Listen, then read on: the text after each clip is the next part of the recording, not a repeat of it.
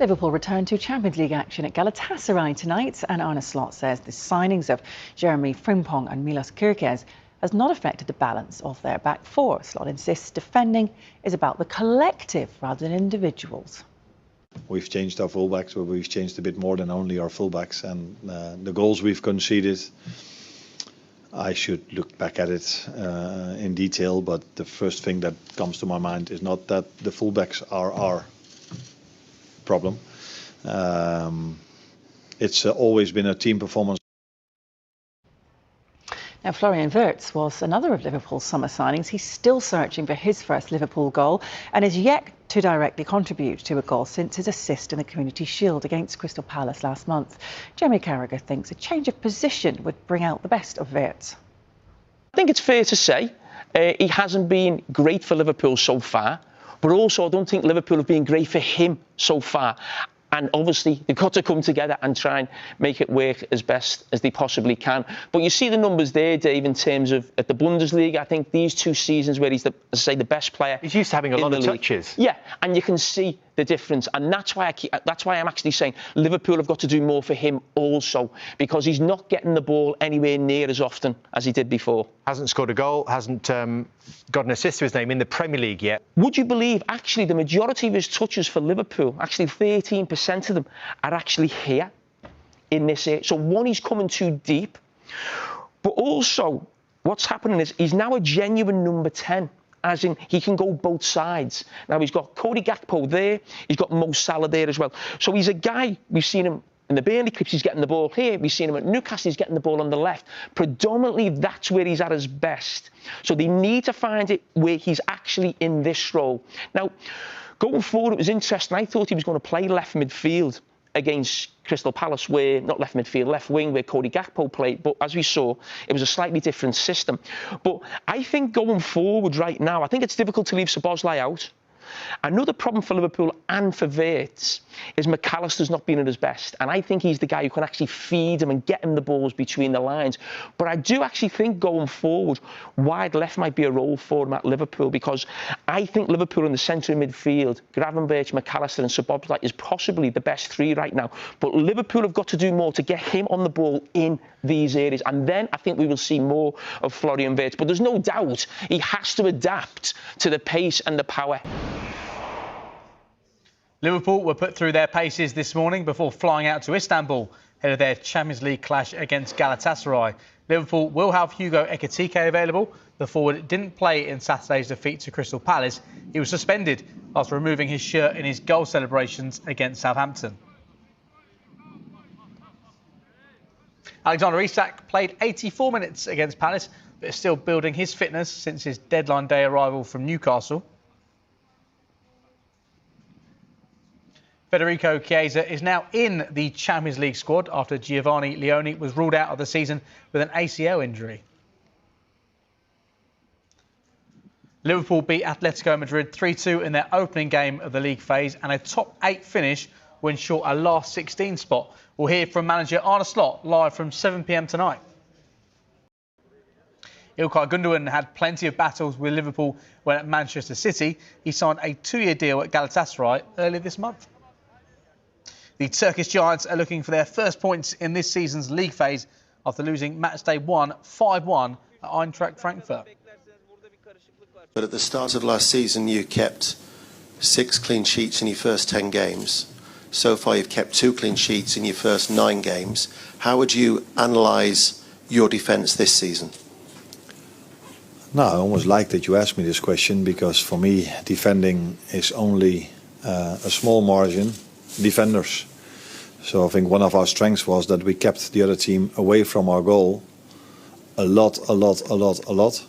And that normally doesn't start with your defenders, that starts somewhere else. And if you then just look in it more detailed, we've conceded 4 goals from set pieces.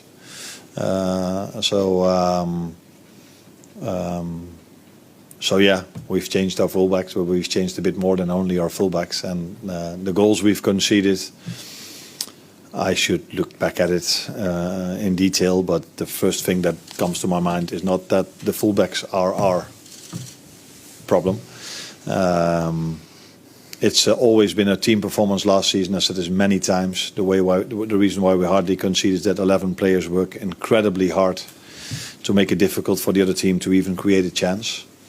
And that's what we've done this season many times as well. But you can work as hard as you want, but a set piece is almost a different game inside the game.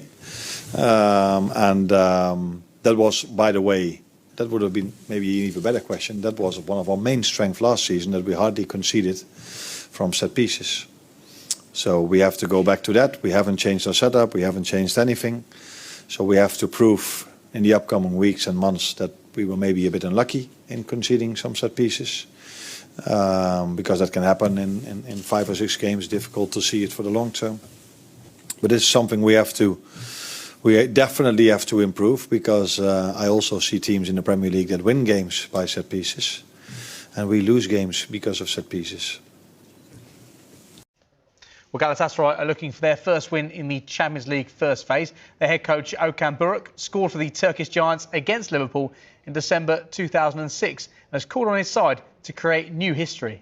As a midfielder in the Liverpool game, I had scored from far. Mario as well. We expect him to do something similar. Of course, jokes aside, truly, Galatasaray team. Liverpool next. Sheesh. Yeah. Yeah. It's tough. Like, imagine how many games they're hosting Liverpool. No, sorry, it was my SofaScore app. Who was their next team? You know what? This is perfect, because we are going to talk about Liverpool, because now they are taking on Galatasaray. So, I mean, Liverpool in the form that they're in, taking on a Galatasaray side that may have lost their first Champions League match, but they're 7-7 and taking the top of the standings in the Turkish Super League. How do you see this one playing out? Galatasaray plays games like this in the Turkish Super League and wins. With all due respect, actually, this Friday against Alanyaspor, they got lucky that they walked away with a win at Alanyaspor. Regardless, whenever a team goes to Istanbul, it's tough. It's like Galatasaray has beat Liverpool at Liverpool. Funny enough, the last time that they played each other in Liverpool, Galatasaray's coach Okan Buruk scored a banger in a Galatasaray win. So don't underestimate the fact that they play easier teams in the Turkish Super League, that they run away with it every year. As of recently, although Liverpool has a lot of quality, Galatasaray is going to put up a fight, and it's going to be very emotional with the crowd behind them. I just like hearing Liverpool, Istanbul. A lot of good memories come up from the 2005 Champions League win, but any trip to Istanbul to play this Galatasaray team is very difficult, given that Liverpool have been stumbling and they were getting late goals. The special one is back in town, or rather, the biggest one, as he called himself in yesterday's news conference ahead of the Benfica head coach's reunion with Chelsea in the Champions League tonight. Jose Mourinho claimed he was Chelsea's greatest ever manager. So no better excuse to show you some classic Mourinho moments from down the years. Enjoy. I'm not one of the bottle. I think I'm a special one. He said he'd win the title, and he was as good as his word. Fairy tale stuff, straight from the realms of fiction. I arrive here with my ego big. You know? No, it's even higher.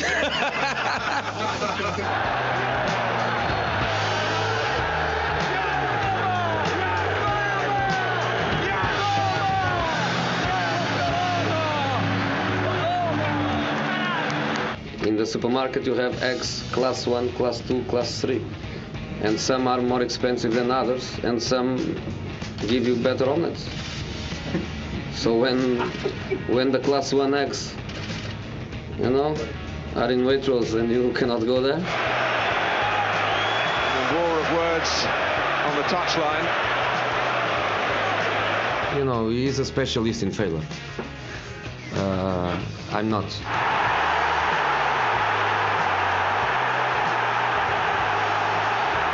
I prefer really not to speak. If I speak, I am in big trouble. In big trouble. And I don't want to be in big trouble. Do you know that what was the result? 3-0. 3-0. Do you know what this means? 3-0. But also means 3 premierships, And I won more premierships alone than the other 19 managers together. 3 for me and 2 for them.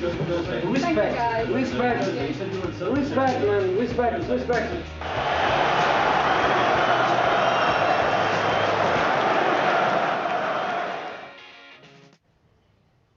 Well, Benfica trained at Stamford Bridge yesterday ahead of tonight's game. This was Mourinho standing on a pitch he knows all too well. 8 trophies over 2 spells with Chelsea. Henry Winter says Mourinho has earned the right to call himself the club's greatest ever manager.